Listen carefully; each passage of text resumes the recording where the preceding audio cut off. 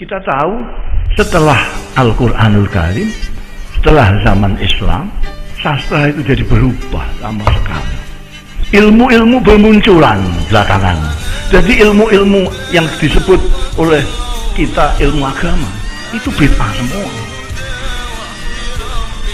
Karena dia muncul setelah Kanjeng Nabi ada. Quran mushaf yang kita baca itu bid'ah itu. Bid'ah. Kenapa? Karena dulu Quran itu tidak ditulis. Kalau ada yang berkata Kanjeng Nabi nyableng bendera barang itu ampun itu. Tidak itu. Dulu itu tradisi lisan lebih kuat. Ada kalau tidak salah Abu Atahiyah, seorang penyair jahiliyah. Ketahuan dia menulis. Loh, kamu menulis? Jangan bilang-bilang siapa-siapa. Karena menulis itu berarti dia ininya tidak jalan kalau orang menulis. Maka Quran pertama kali ketika dikumpulkan oleh Sayyidina Utsman bin Affan dengan timnya itu, Quran itu tidak pakai titik sama sekali. Tidak pakai titik. Faktulu sama fakbalu sama saja. Sama saja. Kalau tidak hafal Quran. Kalau hafal Quran dia tahu. Quran yang tulisan tanpa titik itu sekedar mengingatkan ingatan orang-orang terhadap Quran yang dihafal itu. Oh ini faktulu. Oh ini fakbalu. Jadi hanya itu. Tapi kemudian Islam tersebar kemana-mana, banyak yang tidak hafal Quran, lalu kepingin menolong mereka-mereka yang ingin menghafalkan Al-Quran tapi tidak bisa membaca ini. Lalu ada jenius yang menemukan titik itu, bak kasih titik, bahwa tak titik dua di atas ada. Itu pun sampai sekarang titik ini tidak sama. Makanya ada yang sok pinter itu lalu mendakwa-dakwa, ini menyesatkan umat Islam ini. Ada Quran menyesatkan. Ini Quran kok titiknya cuma satu, ini fa ini. Maksudnya qaf itu titiknya dua. Ya gayanya seperti orang pinter, tapi pamer bodoh dia. Di Maroko sampai sekarang itu nulis qaf titiknya cuma satu di atas. Lah kalau fa titiknya satu di bawah. Lah orang ini kurang piknik istilah anak sekarang. Belum piknik sudah menyesat-nyesatkan orang. Jadi itu bid'ah sekali. Kalau kemudian harokat itu lebih belakang lagi itu, fathah itu sudah belakang lagi. Apalagi ornamen, gambar kembang segala macam itu, wah tambah belakang lagi, tambah makruh itu. Mereka itu ngurusi bid'ah aja tidak konsisten. Dibid'ahkan cuma mulut dan saya gimana? Jadi di pesantren itu ilmu yang muncul sebagai pendukung Al-Quran dipelajari di pesantren menjadi unggulan. Ada yang mengatakan ilmu alat, ada yang mengatakan secara rinci ilmu nahwu, shorof, ilmu balaghah, badi', ma'ani. Sebetulnya itu semuanya ilmu alat untuk mengapresiasi Al-Quranul Karim. Maka saya itu ketawa kalau ada orang sombong menyuruh orang-orang supaya kembali ke Al-Quranul Karim. Kita harus kembali kepada Quran, tidak usah mendengarkan kiai, terus ke Quran langsung, itu panutan kita. Ternyata yang dimaksud Al-Quranul Karim oleh dia ini dan sebangsanya itu Quran terjemahan Kementerian Agama.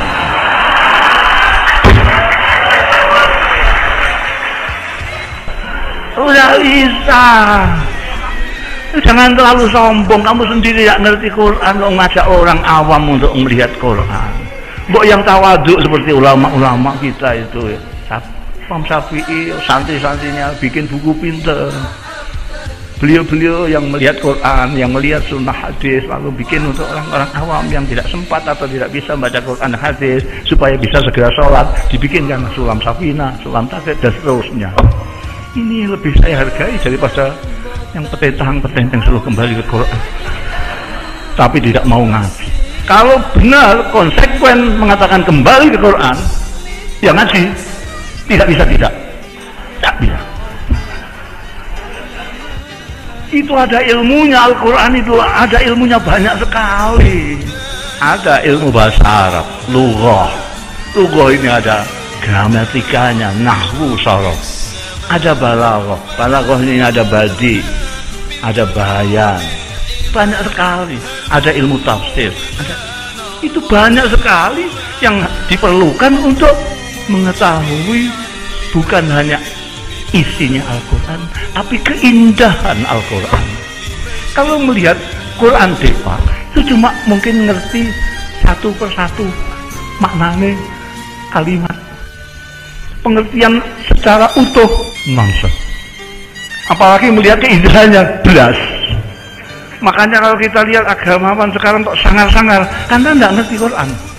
Wajah sangar dan tidak sangar itu ada korelasinya dengan pemahaman dan apresiasi tentang keindahan Al-Quran. Anda kalau tidak tahu keindahan Al-Quran, muka kamu mesti sangar. Pandainya soal agama sekalipun kayak apa.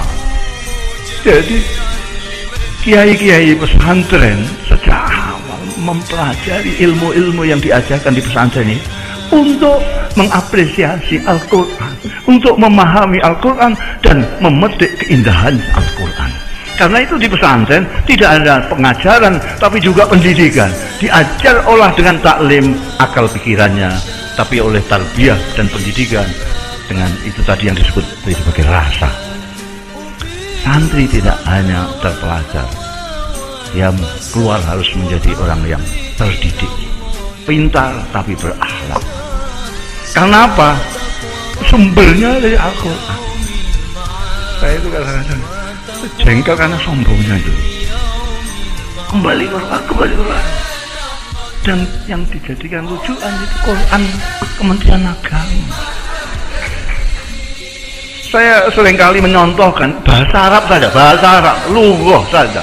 Belum kita bicara soal balaghah, badek, bayan, ma'an. Orang Arab mengatakan koma zaitun. Amin itu. Orang Arab mengatakan koma zaitun. Orang Arab mengatakan zaitun qaimun. Orang Arab mengatakan zaitun qama. Orang Arab mengatakan zaitun yakum. Orang Arab mengatakan inna zaidan yakum. Orang Arab mengatakan inna zaidan qaimun. Orang Arab mengatakan inna zaitun qama. Orang Arab mengatakan kana zaitun qaiman. Sudah berapa ini? Ini bisa Hamzah teruskan banyak sekali. Dan orang Indonesia hanya memaknainya dengan zaitun berdiri. Berapa nuansa makna yang hilang di sana? Ini baru dari lafaz. Orang sembrono ngerti Quran itu harus ngaji yang lama. Apa itu katanya alala tanalut itu? Waktu zaman. Oh jadi Ustadz kemarin sore sudah ngajak orang kembali ke Quran. Ya nggak ngerti Quran. Banyak yang harus kita pelajari. Itu ada sastrawan dari Mesir itu, Aku Irawan. Itu tidak berani dia bilang kembali ke Quran, tidak berani. Dia ngerti betul seberapa tingginya kesusahan Al-Quran itu oleh ahli bahasa Arab, oleh orang Arab sendiri yang ahli tentang syair maupun nasar, syair atau prosa. Itu sampai sekarang enggak. Tantangan Al-Quran sampai sekarang ini terbuka terus. Zaman milenial, zaman medsos, zaman elektronik dan segala macam, zaman ilmu pengetahuan modern, ini masih terbuka. In kuntum fi raibin mimma nazal ala abdina faktu di suratin mimmi. Masih terbuka sekarang. Tidak ada. Terutama karena bagaimana membedakan antara nuansanya ini. Kalau orang yang nggak tahu, orang awam baca Quran ini kok pengulangan terus menerus saja. Ini Nabi Musa lagi, ini Nabi Musa lagi, ini Nabi.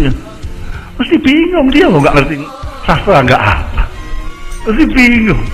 Ini maksudnya apa? Maksudnya apa terus saja. Tapi kalau yang ngerti sastra dia tahu kenapa di sini diulang di sini pada waktu makomnya begini. kenapa ini di sini begitu. Dan ini yang kemudian oleh kiai-kiai pesantren diajarkan sejak alatnya.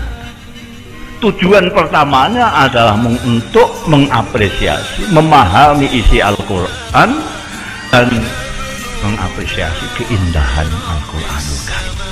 Itu awalnya. Maka tadi Kiai Azai mengatakan bahwa kiai-kiai di sini sastrawan semua. Betul, sastrawan semua.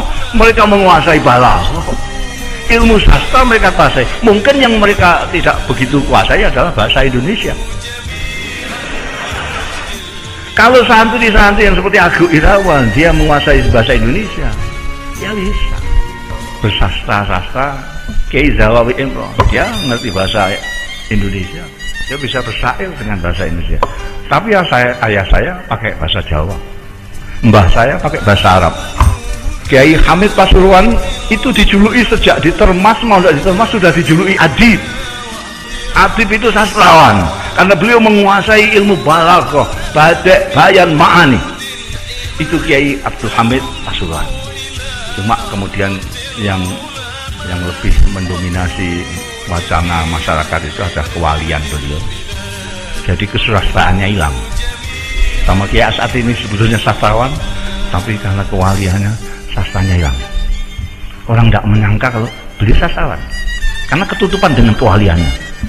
Kiai Hamid juga begitu, betulnya sastrawan, punya buku dewan kumpulan puisi, tapi ketutupan kewaliannya. Itu kebalikan saya lah.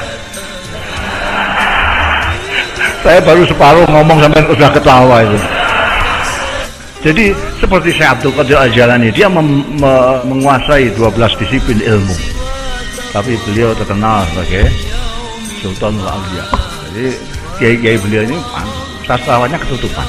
Tapi pasti, apakah dengan menggunakan bahasa Arab, bahasa Jawa, Kiai Ali Maksum membuat syair yang luar biasa indah. Hadratus Syekh Hasyim Asy'ari, konon beliau bisa seperti penyair Arab, bisa bersair secara irtijalan, improvisasi. Di sini saya belum pernah tahu orang yang penyair Indonesia yang bisa improvisasi. Jadi ngomong biasa gini lalu bersair. Kalau orang Arab biasa itu, Sayyidina Umar bin Khattab, Sayyidina Ali biasa, Sayyidatina Aisyah biasa, ngendikan ini terus bersair biasa. Tapi di sini saya belum pernah lihat. Di pesantren itu memang diajarkan sastra. Ada yang hanya untuk memahami dan mengapresiasi keindahan Al-Quran, ada yang kemudian karena kiainya kreatif digunakan sendiri untuk menciptakan. Maka Anda akan lihat banyak dari dulu kiai-kiai mempunyai syair-syair. Bahkan ini sayang yang sebetulnya dulu siap untuk mencarikan puisi-puisinya Hadratus Syekh Hasyim Asy'ari itu cucunya Kiai Isom, tapi Kiai Isom dipundhut Allah Sang Muda. Jadi belum ketemu sudah kapundhut. Sekarang nggak ada lagi yang senang dengan maktabah dan mau mencari. Itu aja. Jadi dulu Kiai Hasyim dengan siapa, dengan Kiai siapa, kalau tidak cocok soal apa, itu ditulis dalam puisi, dalam syair. Sehingga orang yang nggak ngerti sastra, hanya ngerti nahwu soal bloko-bloko itu tidak akan paham. Santri-santri nggak paham kalau kiainya sedang bertengkar, berbeda pendapat, tidak tahu. Itu pertama menyembunyikan perbedaan mereka supaya santri tidak menganggap permusuhan. Karena kadang-kadang kiai itu berbeda pendapat, santrinya menganggap bermusuhan. Saking hati-hatinya mereka lalu menggunakan syair. Pendapatku begini-begini, kalau pendapatmu itu terserah kamu, tapi tunjukkan dalilmu. Itu pakai syair. Kalau sekarang kan enggak. Ini berkelahi, anak buahnya disuruh ikut-ikut berkelahi. Dan sekali lagi, pesantren memandang sastra ada seperti sastra yang ditunjukkan oleh Al-Quranul Karim yang mengalahkan semua sastra yang ada. Bukan hanya muatannya, tetapi keindahannya.